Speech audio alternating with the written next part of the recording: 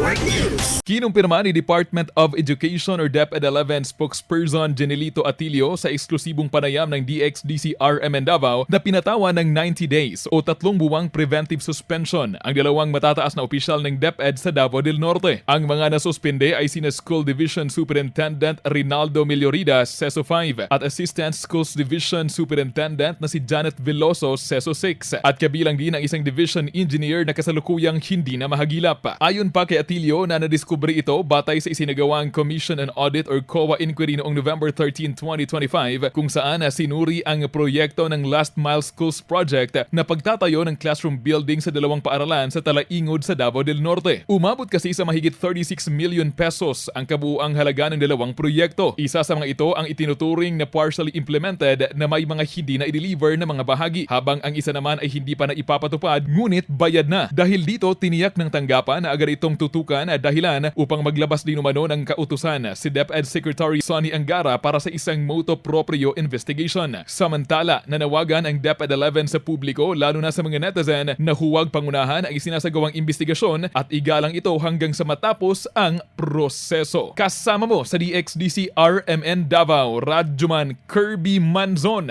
Tatak RMN. RMN Network News.